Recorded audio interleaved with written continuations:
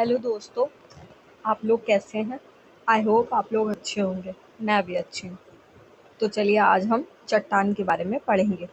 पृथ्वी के क्रस्ट में मिलने वाले सभी प्रकार के मुलायम व ठोस पदार्थ कठोर पदार्थ चट्टान कहे जाते हैं। यद्यपि पृथ्वी क्रस्ट में तत्वों की संख्या 119 है, किंतु उसके 98% से भी अधिक भाग की संरचना में मात्र 8 प्रमुख चट्टान निर्माणकारी तत्वों का ही योगदान है। ये ऑक्सीजन, सिलिकॉन, एल्यूमीनियम, लोहा, कैल्शियम, सोडियम, पोटेशियम, मैग्नीशियम निर्माण विधि के आधार पर चट्टानों के 3 वर्ग किए जा सकते हैं। यब्ध आग्नेय चट्टान, यपद्ध परतदार अवसादी चट्टान, यपद्ध कायांतरित चट्टान। ठीक है, अब हमारा अगला आता है अग्नेय चट्टान।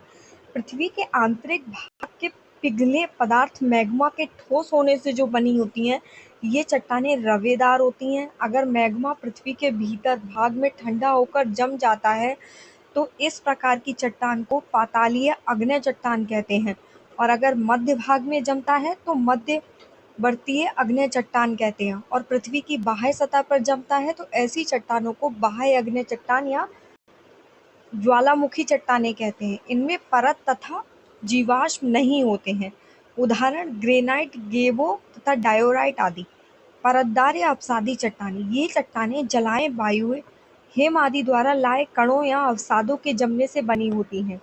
इनमें रवे नहीं होते हैं, बल्कि अवसादों की परतें स्पष्ट दृष्टिगोचर होती हैं, अतः इन्हें अवसादी या परतदार चट्टानें कहते हैं। परतदार चट्टानें झीलों, सागरों और नदियों में अवसादों के जमा होने से बनती हैं।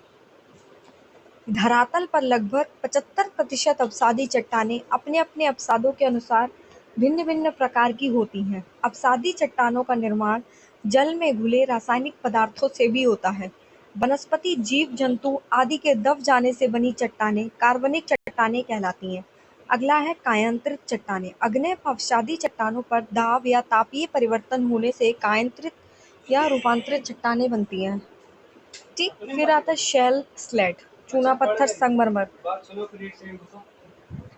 चाक या डोलोमाइट संगमरमर, बालू का पत्थर या क्वार्टासाइट, ग्रेनाइट या नीस, बेसाल्ट या एम्फीसाइट, बेसाल्ट या सिस्ट।